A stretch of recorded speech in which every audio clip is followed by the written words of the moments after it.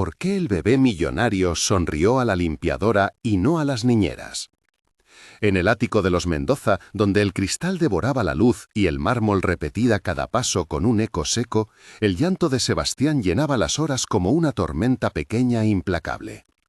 Había manos preparadas para calmarlo, niñeras con currículums impecables, voces medidas, técnicas de masaje y listas de comprobación. Ninguna consiguió paz duradera. El niño arqueaba el cuerpo, enfurruñaba los labios y giraba la cara hacia la ventana, como si desde allí esperaba algo que las manos mecánicas no le ofrecían. Una tarde, después de otra sesión fallida, entró Elena Ruiz con su carrito de limpieza. Traía un delantal remendado y una bolsa de plástico con 2 onzas de colonia barata. Sus zapatos aún conservaban el polvo de la calle de Triana, y su pelo, recogido a la carrera, dejaba escapar mechones que el aire del ático moldeaba en suaves remolinos. No era niñera, era la mujer que venía a fregar un baño, a doblar trapos y a devolver orden donde la rutina de la casa se descosía. La secretaria la dejó pasar sin mirar mucho. Elena conocía las esquinas de la mansión por fotografías ajenas, por indicaciones de la agencia. Nunca había imaginado que aquella casa sería la que le devolvería, de forma tan inesperada, la respiración contenida que llevaba desde hacía 18 meses. Sebastián la vio antes de que ella la viera a él. Tenía los ojos alarmados, las manos apretadas contra el pecho y la frente empapada.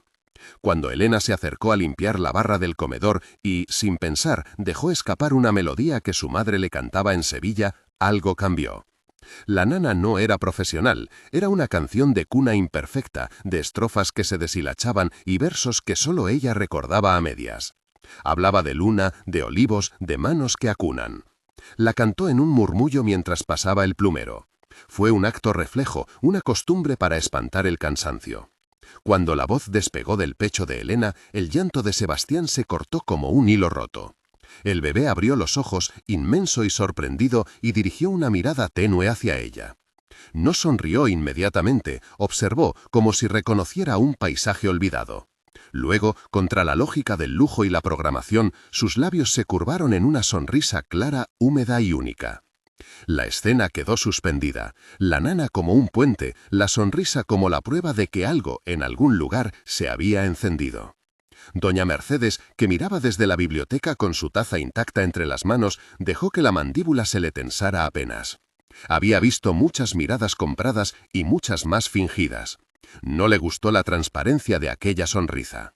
Carmen, desde el diván del salón, sintió que un fuego desconocido le quemaba las costillas. El niño que había criado, con noches sin sueño, con los dientes apretados, con todas las certezas de quien da la vida por alguien que no lleva su sangre, había sonreído a otra. Ricardo cruzó la sala con paso de ejecutivo. La pertenencia de Sebastián a la familia Mendoza no admitía dudas. Y sin embargo, la imagen del niño sonriendo a una mujer que limpiaba la casa le clavó una espina de curiosidad que no supo medir. Diego, que había bajado sin avisar y se quedó en el umbral, sintió algo más sencillo y menos calculado. Una ternura inmediata, una compasión que rozó la sorpresa. Elena le pareció frágil, tan real que dolía. El gesto del bebé hacia ella parecía decir más que cualquier contrato. ¿Y esa chica quién es?, preguntó Carmen antes de que nadie contestara. La voz tenía esfuerzo, celos y una nota de profesorado que trataba de camuflar el miedo. «Viene de la empresa de limpieza», respondió la secretaria, con su habitual voz neutra. «Se llama Elena Ruiz. La hemos contratado por horas». Doña Mercedes dejó la taza en la mesa sin mirar su contenido. En su rostro se dibujó una planificación rápida. Si la sonrisa tenía algún efecto en la calma del niño, había que evaluar ventajas y riesgos. Si no, habría que asegurarse de que nada escapase de su control. No por desprecio, por sentido de preservación. La casa, la imagen, la tranquilidad del heredero. Pero también por un rastro más oscuro que no quiso nombrar aún. Elena no aspiró a más que a dejar la casa limpia, no buscaba miradas largas ni agradecimientos que ocuparan más peso que su jornada. Tenía un pasado que cualquier silencio empujaba hacia la superficie. Una habitación blanca, una cuna vacía, una enfermera que le dijo que su hijo había muerto. Esa frase, repetida como sentencia, le había convertido la vida en una combustión continua. Había aprendido a contenerse, a comer rápido, a no preguntar, a callar el nombre que traía pegado en el alma: Sebastián. Cuando el bebé sonrió, Elena sintió que algo dentro de ella se conmovía sin permiso. No fue una epifanía gloriosa, fue una fisura íntima que le devolvió memoria corporal. El olor del hospital, una mano pequeña cerrando sus dedos, un día de sol que no había terminado bien. Palabras rotas, fechas que se mezclaban. No supo al principio si la canción había provocado la calma del niño o si el niño había reconocido la canción. No pudo saberlo, pero una sonrisa de un niño tiene la misma contundencia que una sentencia, y ahí, en el ático, esa sonrisa era un imán que atraía todo lo que rodeaba. Las primeras jornadas fueron un ir y venir de límites y reglas no escritas. Elena limpiaba, canturreaba y se mantenía en su sitio. Sebastián la miraba como quien está acostumbrado a pruebas. La diferencia era que con Elena se relajaba. Carmen empezó dejando biberones junto a la cuna. Luego, poco a poco, la miraba más tiempo. No era un cambio rápido, ni una traición deliberada. Era la cotidiana erosión de una rutina que no se impone sobre la naturaleza. Una tarde, mientras doblaba la mantita azul del bebé, Elena se quedó mirando una pequeña etiqueta escondida en el borde. Tenía el nombre de una clínica, no muy famosa, de Sevilla, y una fecha que quemó su pecho: el 14 de abril. La etiqueta era un detalle incongruente, un regalo por parte de alguien que había mandado esa manta desde su ciudad. Elena no sabía quién la había enviado. No al principio. Solo supo que la fecha le encendía líneas de recuerdo. Recordó el hospital, los olores agudos, la voz de una enfermera, la solitaria caminata por un pasillo largo. Recordó una canción que su madre tarareaba en noches de fiebre, palabras sueltas que volvían como un bucle: luna de mi ventana, vuelve a mí, pequeño. No era mucho, pero para ella era suficiente. Para Elena, esas piezas formaban un motivo que insistía. En el ático, la nana reaparecía sin que ella la buscaba. La tarareaba mientras fregaba el suelo, metiendo la cabeza entre las sillas. Sebastián, que antes de ella había mirado a través de su niñera como si buscara la salida, ahora cerraba los ojos como quien escucha el rumor de un río conocido. Fue entonces cuando Carmen empezó a observar más que a vigilar. Observaba cómo la mujer que pasaba por la cocina movía los dedos, cómo tarareaba en voz baja, y en esa vigilancia encontró una fisura que la hizo respirar con más dificultad que antes. La casa, el niño, su historia, todo se tambaleaba ante la posibilidad de que el lazo que ella creía indestructible no fuera el único. La decisión de ofrecerle a Elena una mayor presencia en la casa no fue inmediata. Doña Mercedes, por ejemplo, no lo hubiera permitido si solo hubiera actuado la emoción. Pero hubo razones prácticas. El niño estaba más calmado cuando Elena cantaba, las niñeras se recuperaban menos, y además había un beneficio no confesado. Elena no representaba una amenaza del tipo que una empleada con antecedentes y poco arraigo pudiera producir. Era, en apariencia, de origen humilde, sin redes poderosas. Eso la convertía tanto en vulnerabilidad como en un comodín útil. La primera vez que Elena se quedó a cargo de Sebastián por más de una hora, Ricardo pasó por el salón con el móvil en la mano. Miró hacia la cuna desde la distancia de un hombre que evalúa rendimientos. No soltó un gesto.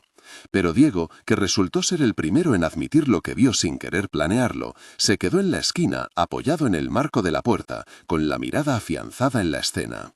Vio a Elena inclinarse, a Sebastián relajar los puños, y una punzada de algo blando y protector le atravesó el pecho.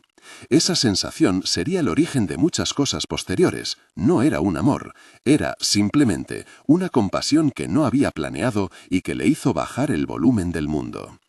Hubo pequeñas pruebas que la casa no podía ignorar, un soplo de coincidencias que acumuló sospecha, la nana que nadie más conocía, la fecha en la manta, un acento andaluz que era raro en limpiadoras contratadas por una agencia de lujo. No eran pruebas, eran rastros sobre los que la imaginación de los Mendoza, temblorosa, empezó a construir hipótesis. Ricardo asintió sin levantar la vista del móvil. Su preocupación era, también, la forma. La prensa, la reputación, la idea de que un imitador de ternura pudiera comprometer lo que él había defendido como legado. Diego, en cambio, frunció el ceño. Si el niño encuentra paz con Elena, deberíamos valorarlo. «¿Cuánto pesa más la paz que la apariencia?», dijo, como si la pregunta fuera una lámina más que cortar. La respuesta no llegó de inmediato. Las ideas se cruzaron. Había que comprobar el pasado de Elena, claro. Había que mantener la estabilidad del niño. Había que evitar cualquier escándalo. Doña Mercedes, que no deseaba actuar sin control, ideó una solución intermedia. Mantener a Elena más tiempo en la casa, observar sin actuar drásticamente, recoger datos y no mover piezas sin tener algo sólido. Era una estrategia que obedecía al instinto de quien sabe que las prisas abren puertas que nunca cierran. Esa noche, ya con la luz de las lámparas que defendía la intimidad del ático, Elena se permitió dormitar mientras acunaba a Sebastián. La nana se quedó en su garganta como un hilo cálido. En su mente los recuerdos hicieron acto de presencia, en imágenes fragmentadas, un pañuelo con olor a tomillo, una enfermera que le sonreía por compromiso, una carta que nunca llegó. No buscó enlaces con la familia a la que ahora servía, no tuvo valor. Pero la sonrisa del niño se había plantado en su cuerpo como una flor resistente.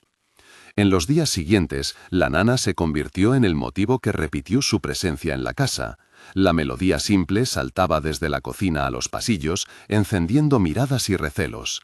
Algunos la tomaban por una canción sin historia. Para Elena era lo único real que le quedaba. La cantaba ante el espejo cuando nadie la veía, intentando ordenar la memoria. Un pequeño incidente amplificó la tensión. Un miembro del personal encontró en un cajón una manta con la etiqueta de la clínica sevillana. No era la prueba, solo un hilo. Pero doña Mercedes miró la etiqueta y se quedó contemplando la mano que había decidido comprarla hace meses, por capricho o por caridad, un don que sin buscarlo había traído una fecha que resonaba en la memoria de Elena. La coincidencia fue demasiado perfecta para ignorarla. «No me gustan las coincidencias», murmuró doña Mercedes a solas, frotando la base de la taza.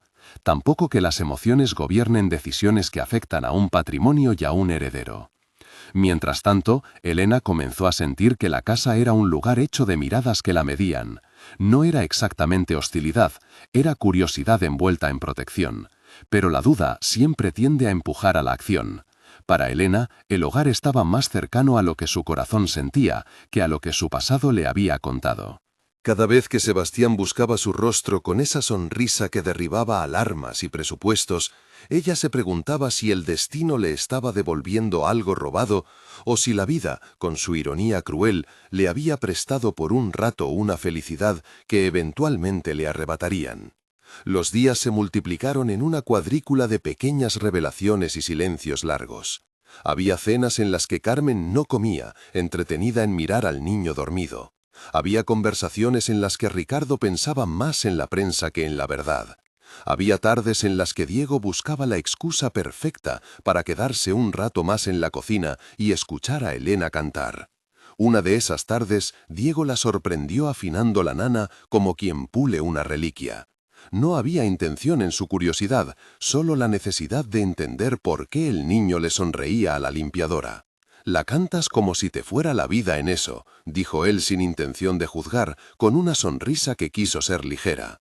Elena lo miró con una mezcla de vergüenza y aceptación. «Se me queda pegada», respondió. «Es una tonada que mi madre me cantaba. Cuando frego o cuando no puedo dormir, la tarareo». Diego no añadió más. A veces las palabras solo rompen el encanto. Se quedó en silencio, dejando que el sonido llenara la cocina. Luego, con la naturalidad de quien no organiza su bondad, metió la mano en el bolsillo y sacó una foto. No era nada especial, un recorte de un concierto en la radio con fecha y nombre de una pequeña sala en Sevilla. La mano que la sostuvo parecía buscar compañía de la suya. «Yo estuve en Sevilla una vez», dijo. «Me gustó la luz de allí». Elena sonrió con la gravedad de quien guarda una memoria rota. Compartieron un instante de complicidad que no necesitó más palabra. Alrededor, la casa seguía su ritmo de lujo y control, pero dentro de esos pequeños segundos se fraguó una alianza imposible de definir en aquella mesa, un punto de contacto que más tarde se revelaría esencial. Un suceso menor inflamó la curiosidad. La niñera principal, una mujer con años de experiencia, dejó escapar en un desayuno que no entendía cómo el niño respondía a una nana tan local. Sus palabras eran inocentes, pero las interpretaciones que cada uno hizo fueron múltiples. Para Carmen fue la advertencia, para Diego una preocupación ajena a la estética familiar, para Elena un recordatorio de que su canto no era anónimo. Cuando el rumor de la nana llegó a oídos de algunos allegados, doña Mercedes decidió que era momento de actuar con cautela. No quería escándalos ni fricciones innecesarias. Quería información. Con la elegancia de quien no necesita mostrar sus cartas, ordenó que se llevara un registro de todo lo que se pudiera verificar: nombres de los proveedores, procedencia de las mantas, historial de la agencia que había enviado a Elena. No eran acciones públicas, eran medidas que en su cabeza comenzaban a tejer un patrón de control.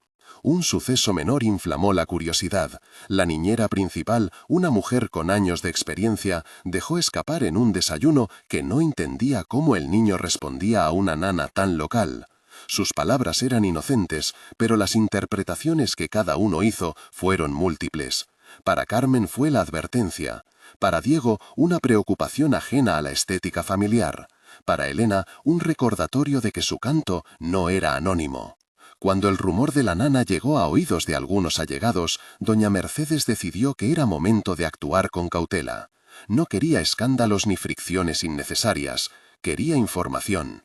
Con la elegancia de quien no necesita mostrar sus cartas, ordenó que se llevara un registro de todo lo que se pudiera verificar: nombres de los proveedores, procedencia de las mantas, historial de la agencia que había enviado a Elena. No eran acciones públicas, eran medidas que en su cabeza comenzaban a tejer un patrón de control.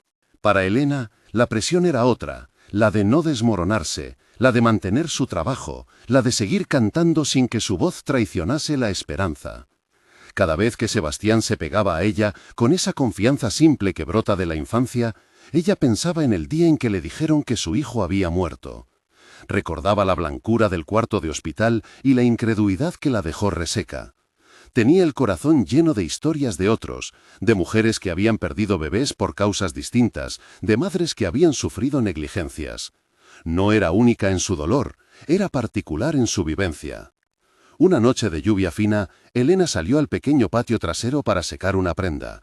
La lluvia pegaba contra el vidrio del ático como una música lenta. Diego, que la había seguido sin anuncio, la encontró ahí con la cabeza inclinada, canturreando la nana. «No sé por qué lo hago», murmuró ella. «No sé si me ayudaría a recordar más o si por el contrario me devuelve cosas que no puedo soportar». «A veces recordar es una forma de curarse», respondió Diego con una sinceridad que sonaba a riesgo. «Y otras, recordar es abrir la herida. ¿Tienes quien te apoye?» Elena lo miró con desconfianza leve. Nadie le había ofrecido ayuda sin pedir nada a cambio. Sin embargo, la presencia de Diego tenía la suavidad de quien no exige. Era la primera vez que alguien de la familia Mendoza le hablaba sin una agenda escondida. «Quiero creer que sí», contestó. «Pero hasta ahora mis apoyos han sido calles y trabajo. No sé pedir ayuda, no sé ser otra cosa que lo que soy». El gesto de Diego fue pequeño. Puso una mano sobre su hombro y la retiró antes de que ella pudiera agradecer o rechazar. En esa complicidad cuidadosa se hizo una promesa tácita, apenas un susurro.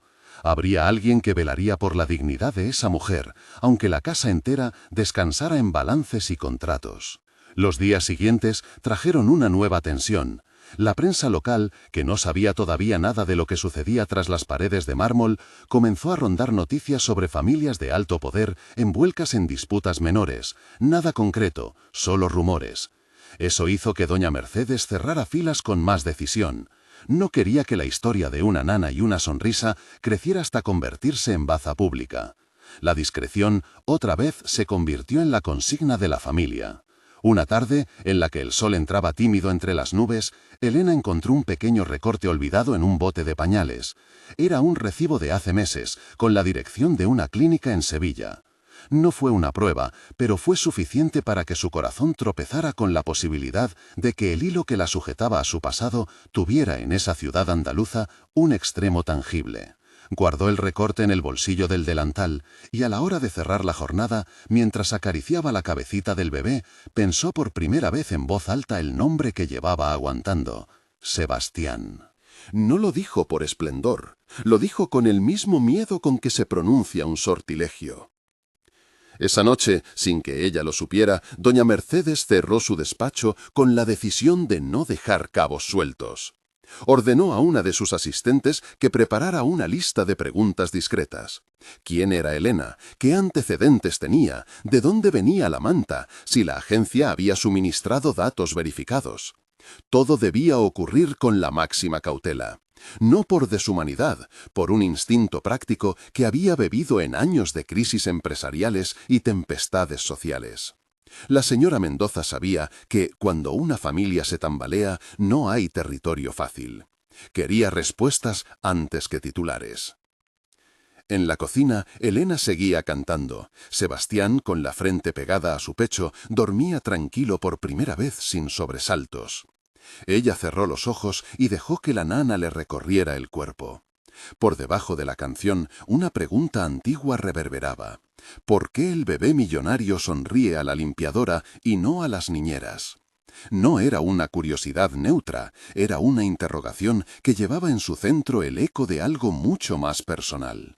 Y en ese simple enigma se alojó la posibilidad de que la vida pudiera, de forma torpe y maravillosa, darle de vuelta aquello que le habían dicho que había perdido. En el silencio que siguió, mientras la lluvia rozaba el tejado y la ciudad parecía contener la respiración, Elena apretó al pequeño contra su pecho. La nana se deshilachó en el aire. Afuera, la ciudad seguía con su marcha, ajena a la gestión de corazones, a la burocracia de las almas. Dentro, sin embargo, una red de sospechas, favores y recuerdos comenzaba a entrelazarse. Alguien, en alguna cocina, empezaba a tramar la forma de saber más. Alguien más, en otra habitación, comenzaba a concebir la idea de proteger la verdad con uñas y dientes. La historia no había hecho más que empezar. La historia no había hecho más que empezar. Doña Mercedes cerró la puerta de su despacho con la calma de quien apaga una vela sin ruido. Había ordenado discreción, pero la discreción no apaga la curiosidad, la convierte en herramienta.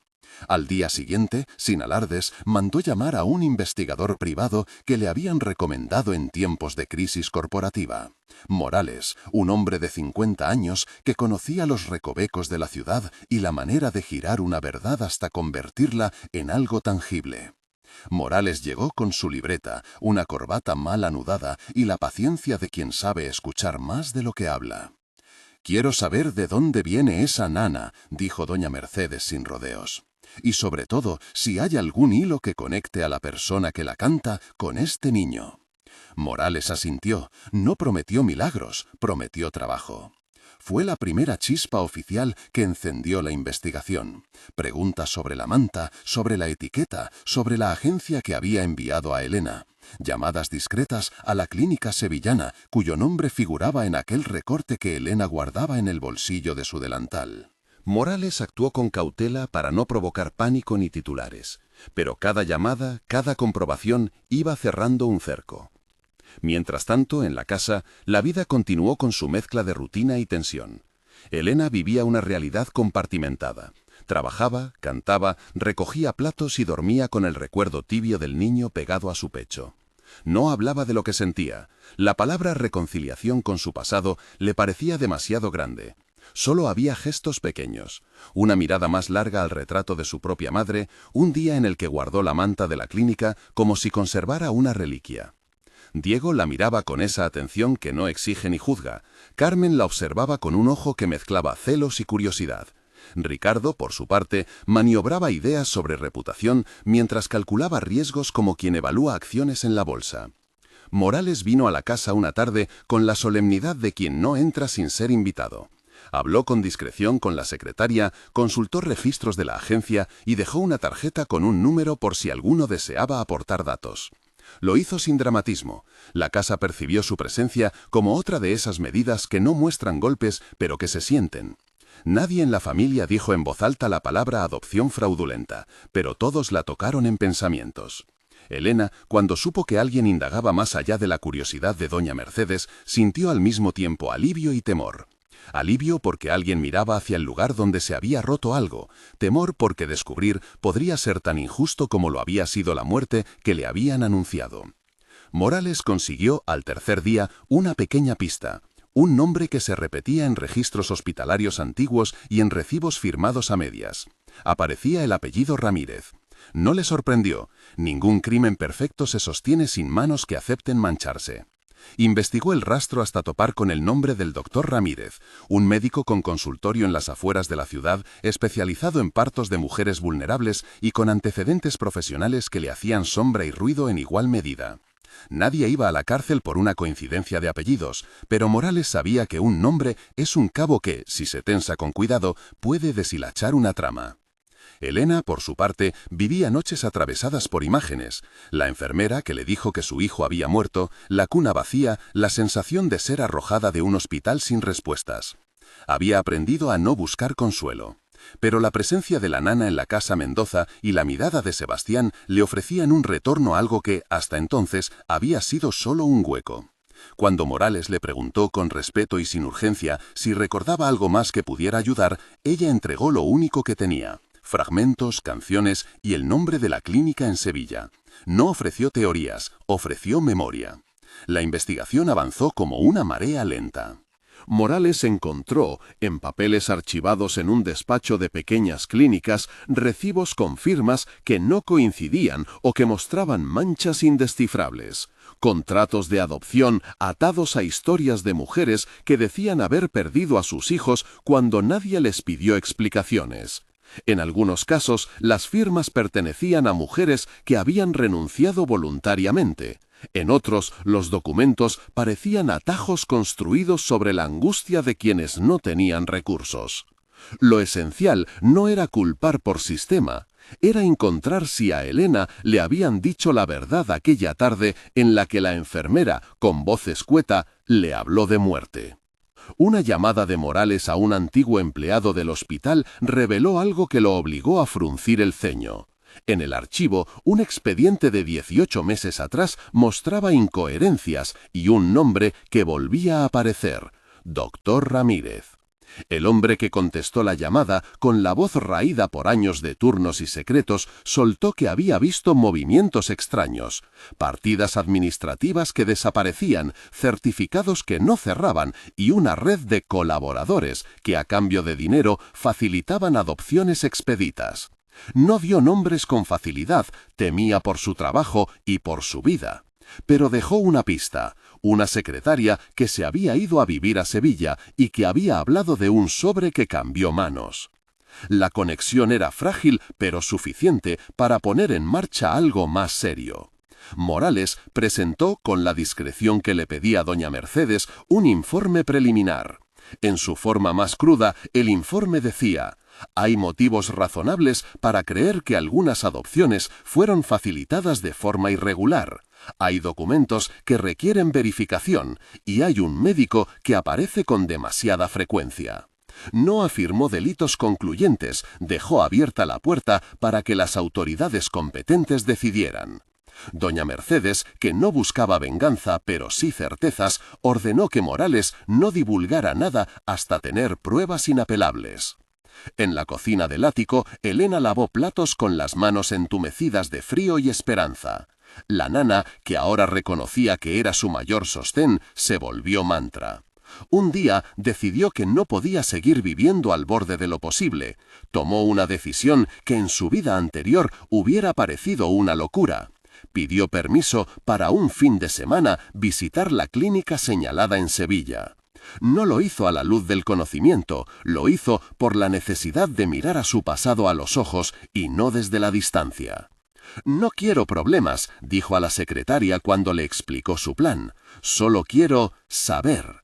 Nadie en la casa se opuso con rotundidad. Carmen, con una mezcla de celo y pena, le dio un pañuelo. Diego, sin decir mucho, terminó pagando parte del viaje con la naturalidad de quien no sabe cómo expresar lo que siente.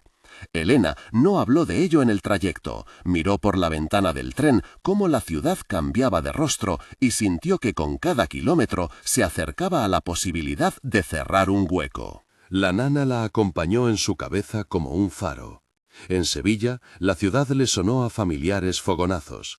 La luz en las fachadas, el olor a azahar, voces que se mezclaban con las de su infancia. Encontró la clínica con dificultades, edificios remodelados, nombres cambiados. Pero en el registro municipal descubrió el apellido del doctor Ramírez vinculado a expedientes antiguos. No había un rastro claro, pero sí voces que hablaban de un médico que había trabajado con mujeres pobres, ofreciendo soluciones rápidas a problemas difíciles. Elena, con la documentación que Morales le había proporcionado en secreto, habló con una enfermera retirada que recordaba, con voz quebrada, el día en que una mujer joven lloró porque le dijeron que su bebé había muerto. Elena describió una canción. La enfermera, al escuchar la melodía tarareada, cerró los ojos y dijo apenas: «Esa nana, muchas la cantaban, pero si me das más nombres, quizá recuerde». La pieza no encajó de inmediato. Más todavía, la enfermera no quiso hablar sin seguridad. El tiempo había convertido los recuerdos en terrenos frágiles.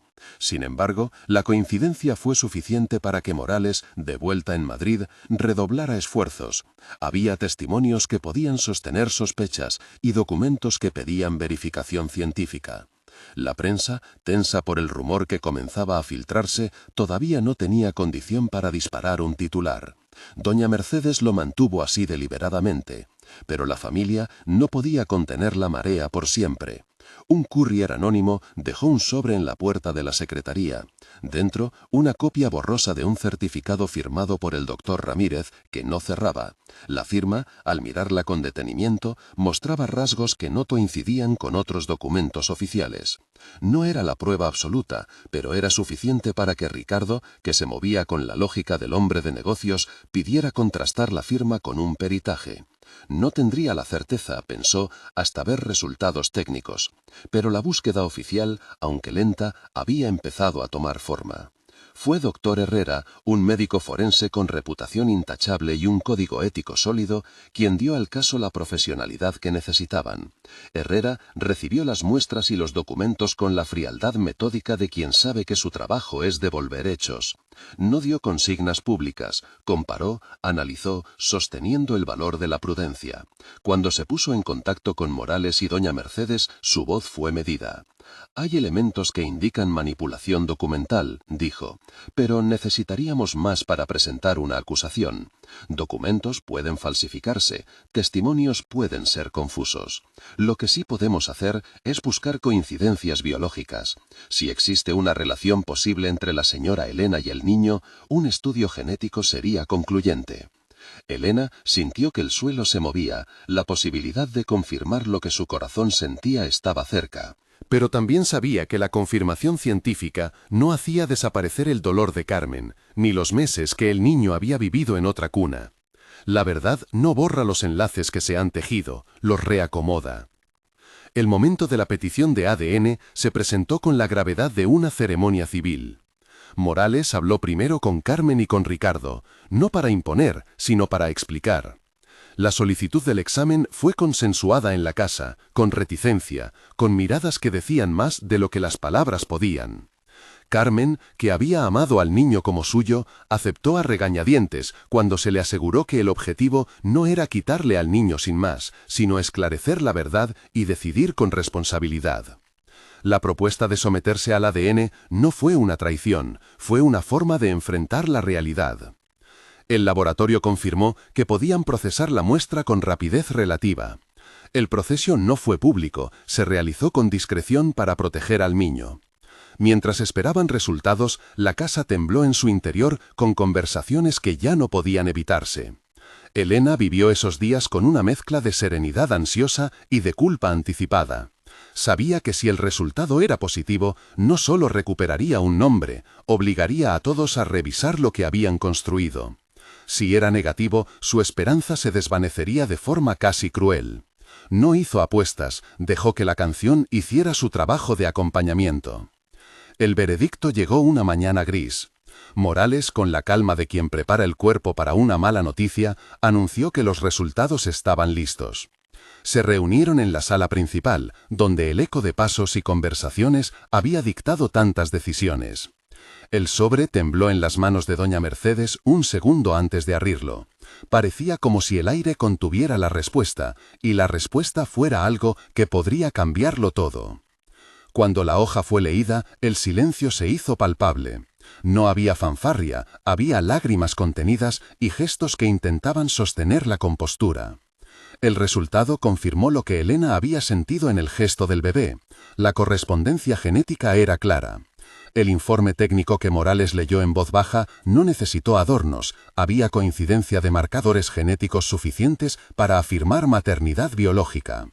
No era un veredicto judicial, era un hecho científico que abría la puerta a decisiones morales y legales. La noticia golpeó a la familia Mendoza con la fuerza de un viento inesperado. Carmen lloró en silencio, con la rabia convexa de quien no entiende por qué la vida le pide compartir aquello que ha cuidado con sudor. No hubo gritos, hubo una honda tristeza y la sensación de traición que se pega a la piel. Doña Mercedes, que no era mujer de lágrimas fáciles, sintió un vértigo. Su deber de proteger al heredero se enfrentaba con la evidencia de una verdad que no admitiría componendes fáciles. Ricardo, que pensaba más en la estabilidad que en el afecto, cerró los ojos un instante y buscó sumar alternativas. Diego, en cambio, se quedó sin aire. La confirmación hizo que su deseo de cuidar a Elena se transformara en algo más amplio y protector. La reacción de la prensa fue contenida, por ahora. Doña Mercedes, con la astucia de quien prevé avalanchas, contempló la posibilidad de un escándalo y propuso una solución que, para muchos, podría parecer fría: un matrimonio estratégico entre Elena y Diego.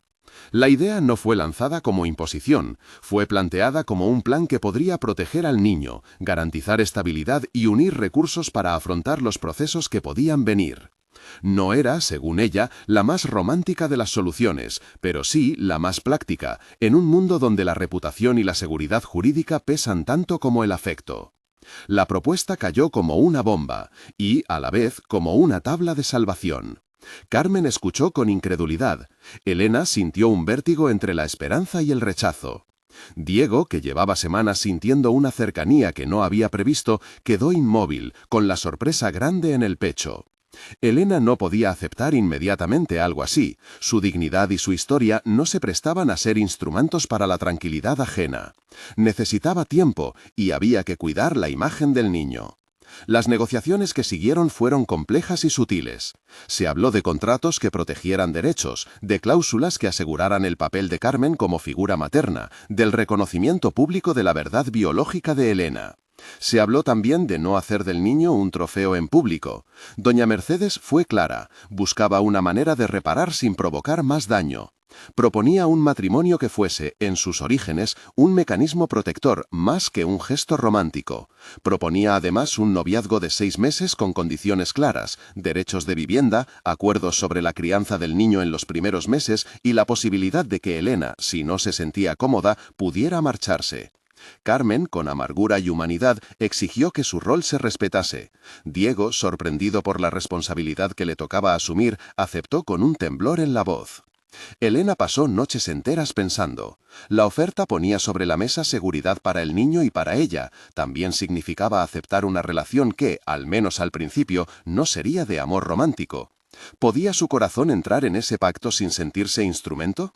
¿Qué significaba amar cuando tu nombre había sido recuperado por la ciencia? Finalmente, movida por un deseo profundo de proteger a Sebastián y por el cansancio de luchar sola, Elena aceptó con condiciones: noviazgo de 6 meses, derechos claros para Carmen en la crianza, garantías legales sobre la vivienda y la posibilidad de revocar el compromiso si la convivencia no funcionaba. Carmen, con amargura y humanidad, exigió que su rol se respetase. Diego, sorprendido por la responsabilidad que le tocaba asumir, aceptó con un temblor en la voz. Elena pasó noches enteras pensando. La oferta ponía sobre la mesa seguridad para el niño y para ella. También significaba aceptar una relación que, al menos al principio, no sería de amor romántico. ¿Podía su corazón entrar en ese pacto sin sentirse instrumento? ¿Qué significaba amar cuando tu nombre había sido recuperado por la ciencia? Finalmente, movida por un deseo profundo de proteger a Sebastián y por el cansancio de luchar sola, Elena aceptó con condiciones: noviazgo de 6 meses, derechos claros para Carmen en la crianza, garantías legales sobre la vivienda y la posibilidad de revocar el compromiso si la convivencia no funcionaba. La boda se celebró con la premura que impone la urgencia. No fue un acontecimiento grandioso para la prensa, doña Mercedes cuidó que así fuera. Fue una ceremonia íntima en la capilla de la finca, con pocas personas y con rostros recogidos. Elena entró con el vestido prestado por la modista de confianza de la casa. Sus manos temblaban más por la emoción que por el frío. Diego la miró con la mezcla de nervio y ternura de quien se presenta a una responsabilidad que no había imaginado. Carmen sostuvo al niño en la entrada, con los ojos húmedos y un gesto que llevaba años de noches de vigilia. No hubo música exagerada. La nana, tarareada esa tarde por Elena mientras se preparaba, fue la banda sonora discreta que llenó el recibimiento. Tras la firma, la convivencia comenzó con una fragilidad honesta. Compartir una casa con quienes habían sido antes propietarios absolutos de la historia requería ajustes.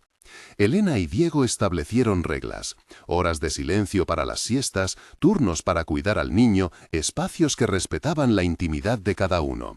Los primeros días fueron un ensayo de cortesías y malentendidos. Elena aprendió a usar la cafetera de la cocina del ático. Diego aprendió que el mundo de limpiezas y repasos contenía dignidad que no se ve a simple vista. Carmen, aunque no había perdido su lugar en la vida del niño, encontró difícil compartirlo. Sin embargo, hubo gestos que comenzaron a suavizar la aspereza. Una taza de té puesta en la mesita junto a la cuna por las noches. Un gesto de Elena para calentar biberones sin que nadie ordenara nada. El noviazgo de 6 meses no fue un cuento de hadas inmediato. Fue más bien una sucesión de pequeños actos que fueron abonando confianza. Hubo discusiones sobre horarios, hubo la incomodidad de los celos velados, y también hubo escenas de ternura que, sin decirlo, fueron arrimando los corazones. Diego aprendió a mecer a Sebastián sin que su mano se viera torpe. Elena descubrió que podía reír con Diego sin sentir que traicionaba su pasado. Ambos compartieron derrotas y pequeñas victorias. Una tarde en la que el niño dejó de despertarse a medianoche, otra en la que Carmen se quedó dormida junto a la cuna y despertó con la paz de quien no se siente la única responsable. Mientras tanto, la red que Morales y Herrera iban deshaciendo con cuidado tomó forma pública de manera inevitable. La detención del doctor Ramírez no fue un espectáculo violento, fue una operación legal que mostró que la justicia puede, a veces, trabajar con cautela. Fue arrestado tras comprobarse la manipulación documental y tras el testimonio de una enfermera que, acorralada por la culpa y el miedo, decidió hablar. No fue la única mano implicada. Surgieron nombres que sirvieron para entender que en muchos casos la vulnerabilidad de mujeres pobres había sido explotada. El escándalo se abrió como una herida en la ciudad. Denuncias, acusaciones, mujeres que salían a contar sus historias. La prensa no tardó en encontrar su alimento y la familia Mendoza tuvo que negociar su historia frente a la opinión pública. La exposición mediática trajo consecuencias difíciles.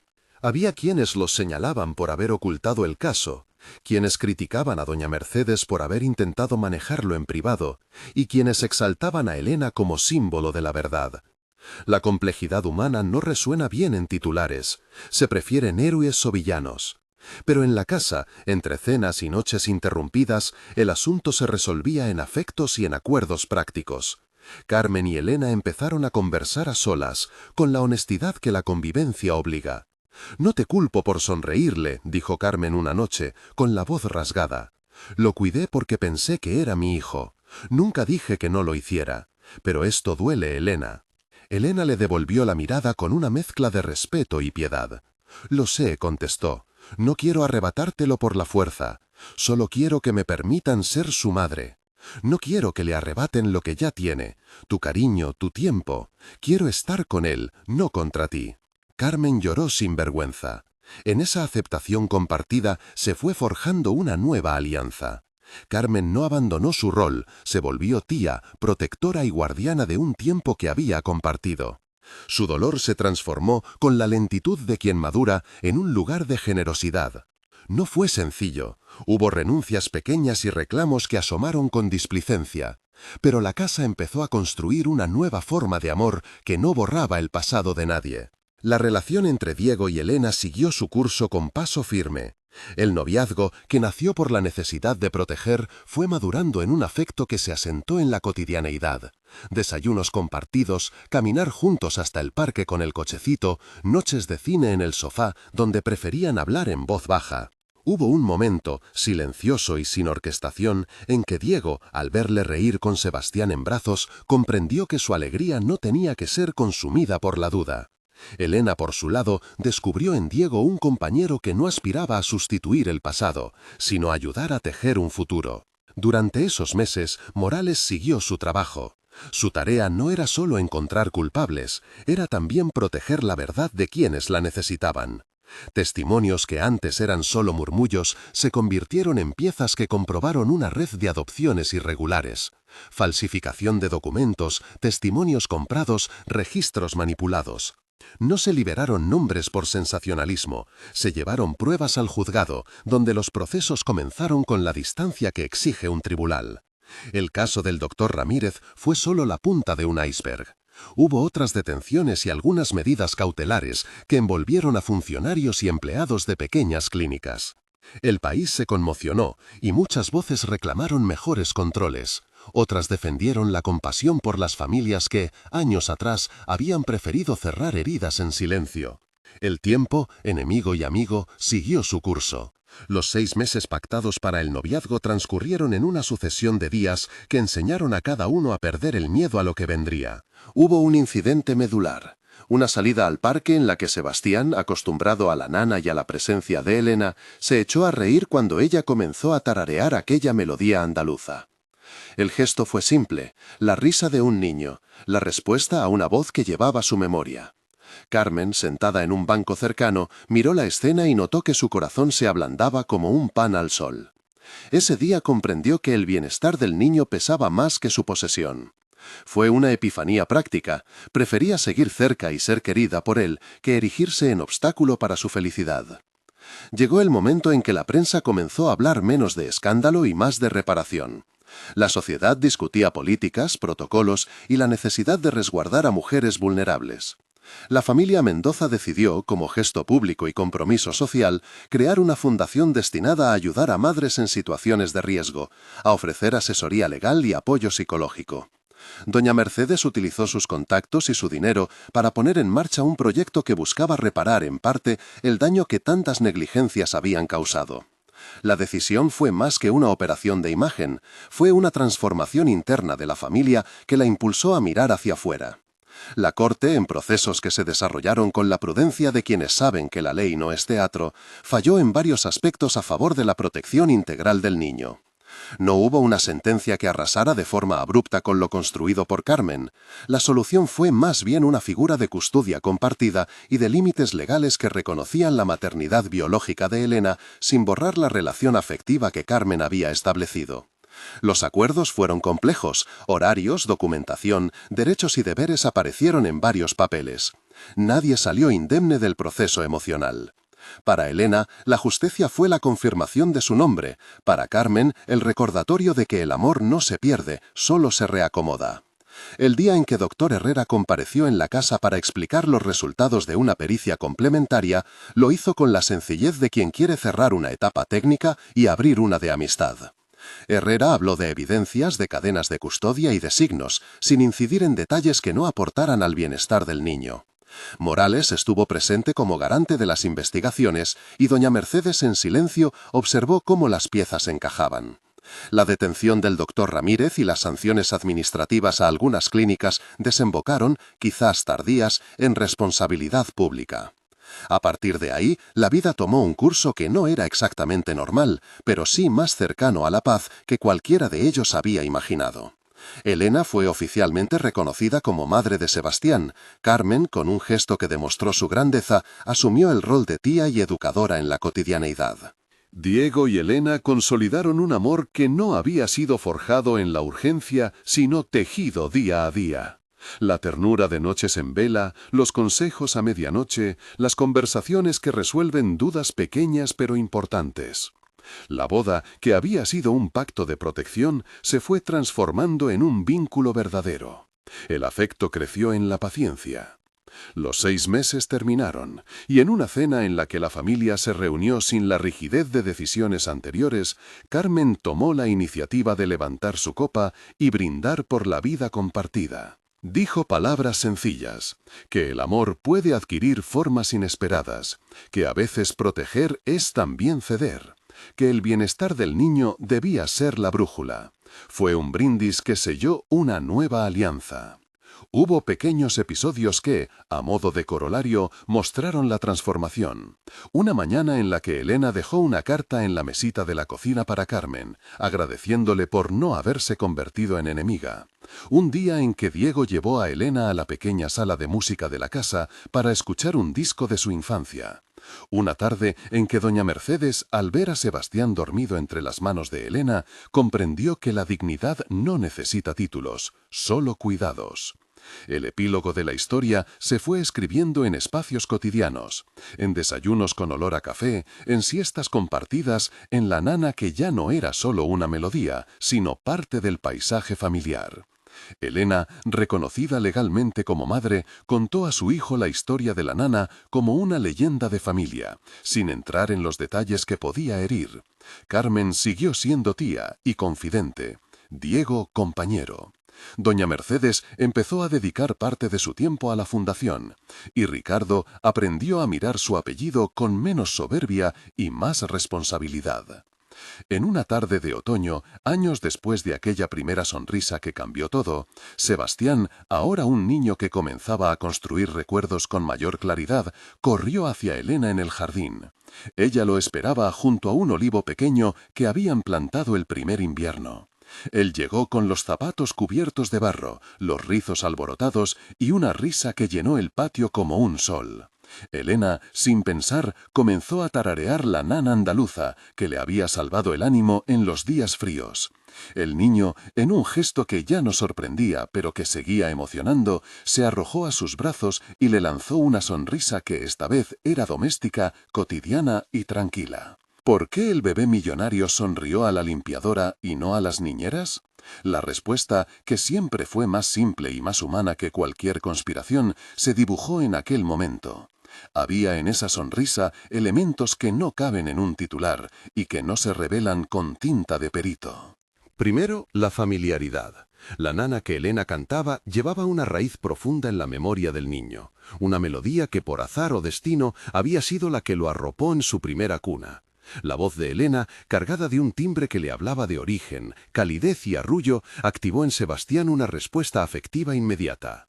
Segundo, el reconocimiento sensorial. Los bebés reconocen olores, ritmos y tonos. La presencia de Elena ofrecía una continuidad de estímulos que las niñeras, por muy profesionales que fueran, no podían reproducir con autenticidad. Tercero, la verdad biológica. Aunque los afectos se construyen con el tiempo, existe algo en el cuerpo que recuerda, una memoria química y gestual que no se entiende con palabras. Y por último, la pura inocencia. Un niño no elige por categoría social, elige por consuelo, por calidez, por correspondencia. La sonrisa fue la suma de todo eso, de la nana, del tacto, del olor y de una genética que no olvida. La historia no concluyó en la justicia ni en los papeles, sino en la reconstrucción lenta e imperfecta de las vidas. Elena no ganó solo un nombre, ganó la posibilidad de ser madre presente. Carmen no perdió todo, ganó la recogida de cariño en otro registro. Diego encontró el amor en la cotidianeidad. Doña Mercedes aprendió que la responsabilidad social va más allá de preservar un apellido, es mejorar las condiciones de los demás. Ricardo aprendió a humildemente ser parte de una reparación. Morales cerró el expediente con la satisfacción de quien sabe que la verdad firme permite reconstruir. Herrera volvió a su consulta con la calma de quien cumplió un deber. Al final, el bebé millonario, que tenía nombre propio, historia y derecho, sonrió a la limpiadora porque su corazón, siendo pequeño y sincero, sabría reconocer lo que le daba calma. Una voz que venía de la misma raíz, unas manos que hablaban ternura y un cuerpo que guardaba la memoria de su origen. Esa sonrisa fue, por encima de todo, un acto de justicia íntima, el reconocimiento silencioso entre dos cuerpos que habían sido separados por un mundo que a veces confunde valor con dinero. La vida, en su irónica compasión, devolvió la posibilidad de abrazar la verdad. Si esta historia te ha conmovido y quieres descubrir más relatos como este, suscríbete para no perderte lo próximo. La casa de los Mendoza, después de la tormenta, fue un lugar donde las reglas se reescribieron. Noche tras noche, la nana andaluza sonaba en voz baja. La fundación ayudó a madres a recuperar argumentos y derechos. Sebastián creció con dos figuras maternas que se cuidaban entre sí. Diego y Elena aprendieron a amarse sin prisa. La vida, con su equidad imperfecta, mostró que la justicia y el cariño pueden encontrarse. La sonrisa fue, por encima de todo, un acto de justicia íntima, el reconocimiento silencioso entre dos cuerpos que habían sido separados por un mundo que a veces confunde valor con dinero. La vida, en su irónica compasión, devolvió la posibilidad de abrazar la verdad. Si esta historia te ha conmovido y quieres descubrir más relatos como este, suscríbete para no perderte lo próximo. La casa de los Mendoza, después de la tormenta, fue un lugar donde las reglas se reescribieron. Noche tras noche, la nana andaluza sonaba en voz baja. La fundación ayudó a madres a recuperar argumentos y derechos. Sebastián creció con dos figuras maternas que se cuidaban entre sí. Diego y Elena aprendieron a amarse sin prisa. La vida, con su equidad imperfecta, mostró que la justicia y el cariño pueden encontrarse. La vida, en su irónica compasión, devolvió la posibilidad de abrazar la verdad. Y en un jardín ajardinado de luz tibia, cuando el niño se reía y se escondía entre las piernas de Elena, la familia supo que la respuesta más honda a la pregunta del ático no estaba en los billetes ni en los contratos, estaba en la ternura que no se negocia y en la verdad que, tarde o temprano, encuentra su voz.